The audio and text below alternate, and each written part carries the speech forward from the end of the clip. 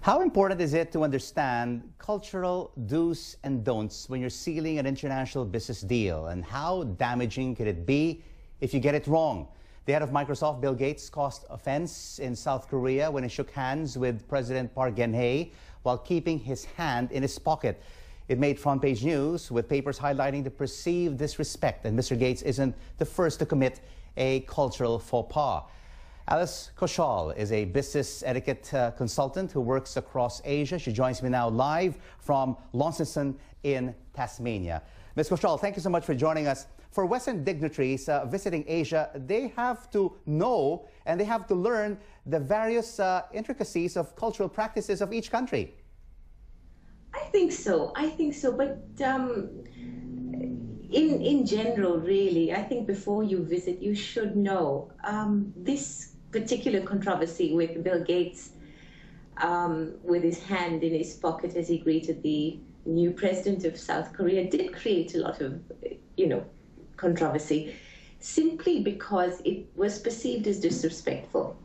However, I've been looking at the photographs, and that particular moment where he shook hands. If you look at the body language, the eye contact, it was all very engaging and cordial. However, everyone focused on the hand being in the pocket. In Asia, it is generally a sign of respect if you shake hands with both hands. And in fact, Bill Gates, there have been photographs all over the internet of how, when he was shaking hands with previous presidents, he had two hands extended. So, yes. And Ms. Kaushal, let's now take a look at some pictures of other perceived cultural faux pas.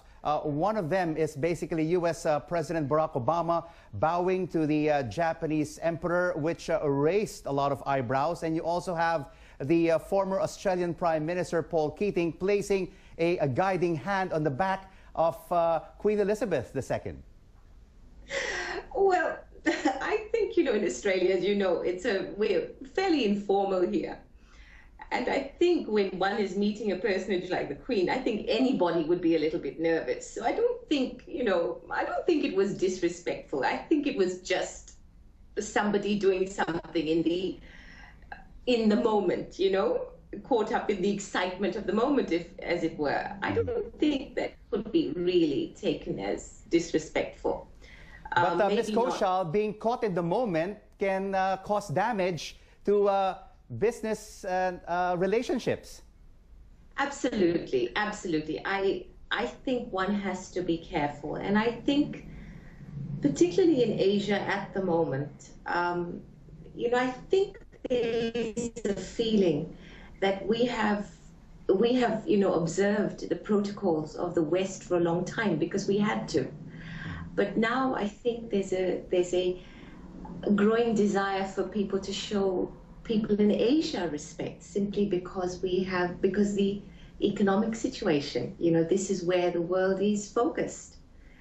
I think that's my perspective on it, that all right, we'll have to leave it there. Ms. Kaushal, thank you so much for sharing with us your insights. Alice Kaushal is from Launceston in Tasmania.